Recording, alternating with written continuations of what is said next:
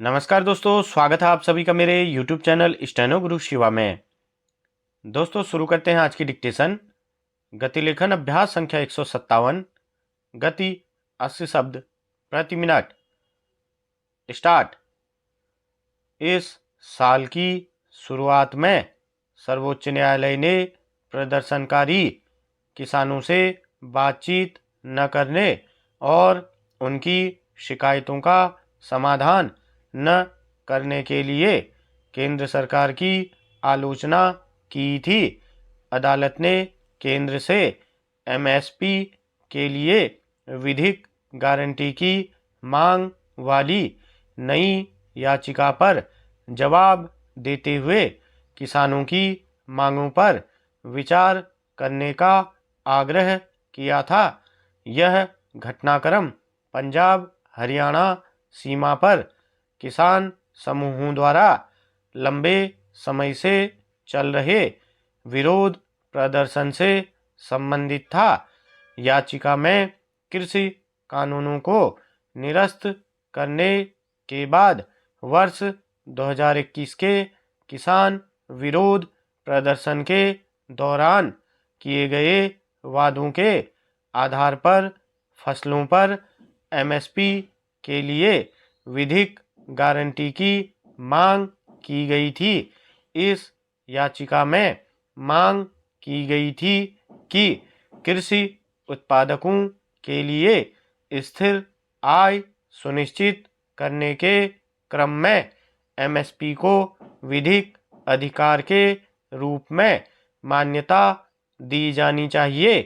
असल में किसानों का विरोध प्रदर्शन वर्ष 1991 के आर्थिक उदारीकरण से संबंधित लंबे समय से चली आ रही शिकायतों से प्रेरित है, जिसमें कृषि की तुलना में औद्योगिकरण को प्राथमिकता दी गई थी।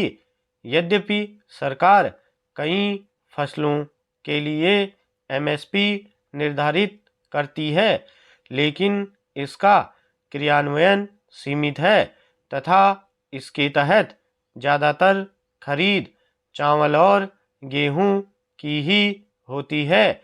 किसान विशेषकर गैर प्रमुख फसल क्षेत्रों के संदर्भ में अक्सर उत्पादन लागत से कम कीमत पर फसल बेचने पर मजबूर होते हैं। हालांकि एमएसपी पर बार बार कहा गया है कि इसके लिए कानूनी गारंटी देना अव्यावहारिक होगा, क्योंकि इसमें लॉजिस्टिक चुनौतियां और खरीद की उच्च लागत शामिल है। सरकार ऐसी नीति के आर्थिक प्रभावों को लेकर भी चिंतित है, जिसमें खाद्य महंगाई और बजटीय बाधाएं शामिल हैं।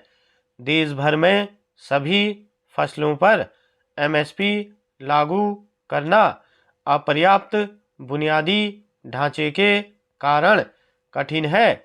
एमएसपी के कारण खाद्य पदार्थों की कीमतें बढ़ सकती हैं, जिसमें उपभोक्ता प्रभावित हो सकते हैं।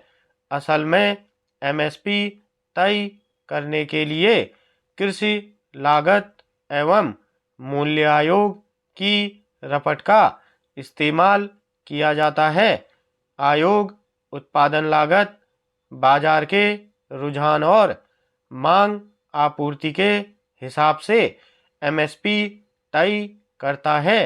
एमएसपी की गणना के लिए सीएसीपी खेती की लागत को 3 हिस्सों में बांटता है।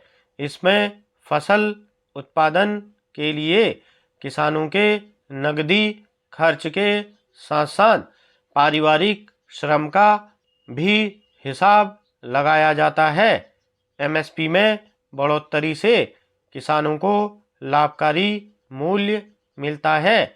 आयोग ने अपनी मूल्य नीति रपट में एमएसपी पर एक कानून बनाने का सुझाव दिया था।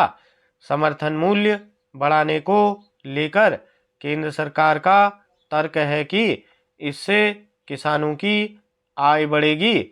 हालांकि किसान नेता सरकार के इस दावे से सहमत नहीं हैं। स्टॉप।